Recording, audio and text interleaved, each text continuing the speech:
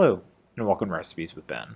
With pumpkins being in season, I went to my local farm stand and I picked up this Long Island cheese pumpkin. But for what I'm doing today, any baking pumpkin will work just fine. Or if you want to skip ahead, you can just use store-bought pumpkin puree. Although making pumpkin puree from scratch tastes way better. For this recipe, I first need to cut the pumpkin in half. This is so I can get to the center and scoop out the seeds and the goop before roasting it. Also, I couldn't cut through the stem, so to get it cleanly cut in half, I just need to cut around the stem first and then proceed to cutting the pumpkin. Once it's cut in half, then scoop out the guts of the inside of the pumpkin, and I found that a sharp knife can help detach it from the pumpkin flesh. Then scoop out the insides with a spoon to get it all out and into a bowl. Seeds can be also roasted and eaten after cleaning them and letting them air dry. For roasting the pumpkins, place them on a tinfoil lined baking tray with the flesh facing down.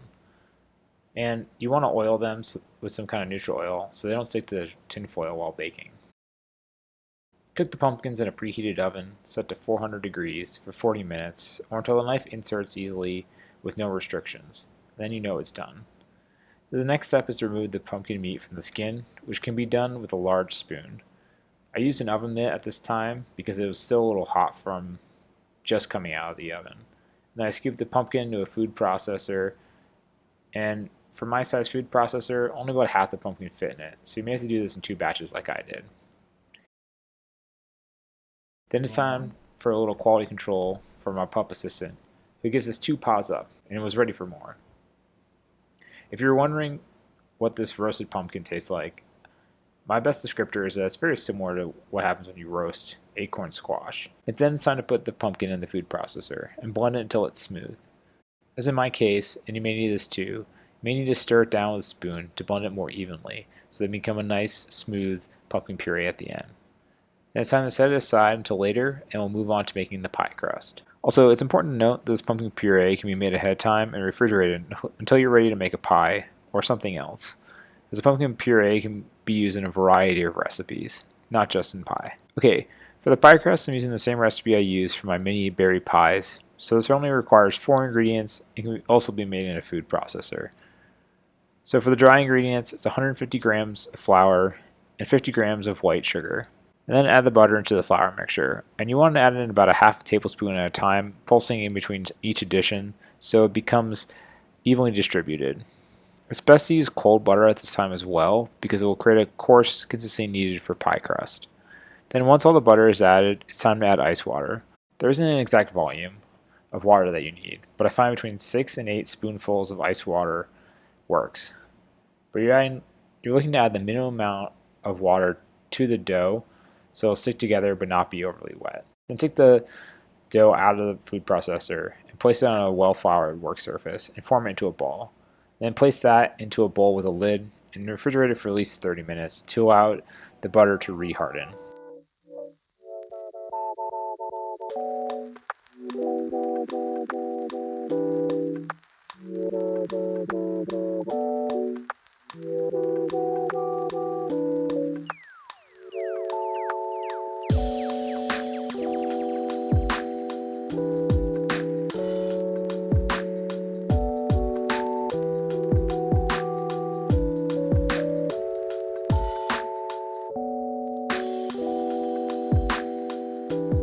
After 30 minutes, it's time to take it out of the fridge and place it on a well-floured working surface. Then use a rolling pin that's also been floured and roll it out until it can fit a 9-inch pie pan.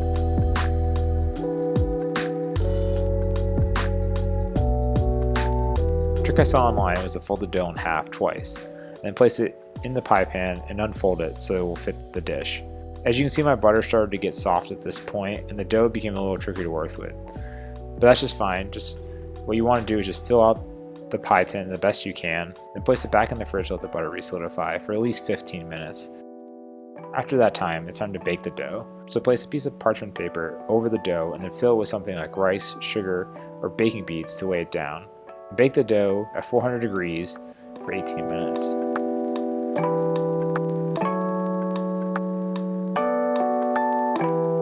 Then, after 18 minutes, take it out of the oven, remove the rice and parchment paper, and cook it for an additional 10 minutes to help cook the bottom of the pie crust.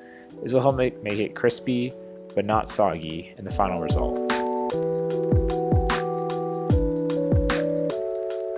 then after that time, take it out of the oven and allow it to cool for at least 20 minutes before adding the pumpkin mixture that we're about to make. While it's cooling, you want to change the temperature, if you're doing this all at once, from 400 to 325 Fahrenheit, and then move on to making the pie filling. So in a large mixing bowl, I added half the pumpkin puree that I got from the pumpkin, which is about 32 ounces. I wanted to note that I did not know that this was way too much for the pie dish that I was cooking in. But for this, what you need to add to the puree is 2 eggs, 5 grams of pumpkin pie spice, and one 14.5 ounce can of sweetened condensed milk.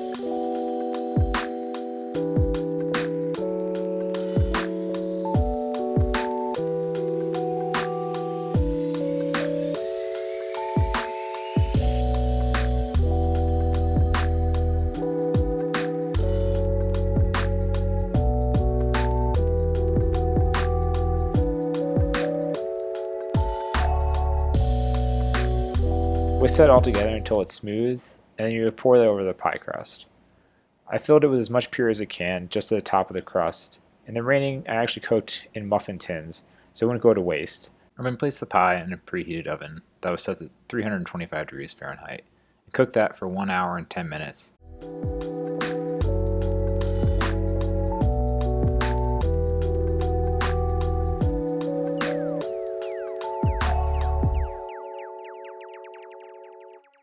After this time, the middle of the pie was just starting to turn caramelized, and it was ready to be eaten. So then I cut myself a nice sized piece and topped it with a dollop of freshly made whipped cream. I have to say, this may be the best pumpkin pie I've ever made, and not just because of the labor and love that went into it.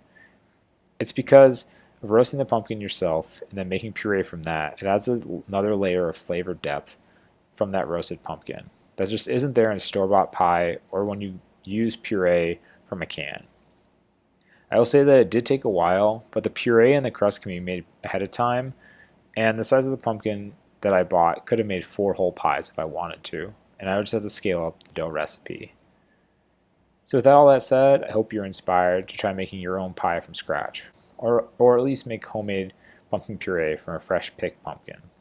Thank you so much for watching, and smash that like button if you find any of this helpful. Don't forget to subscribe so you don't miss on the next video. I'll see you again soon.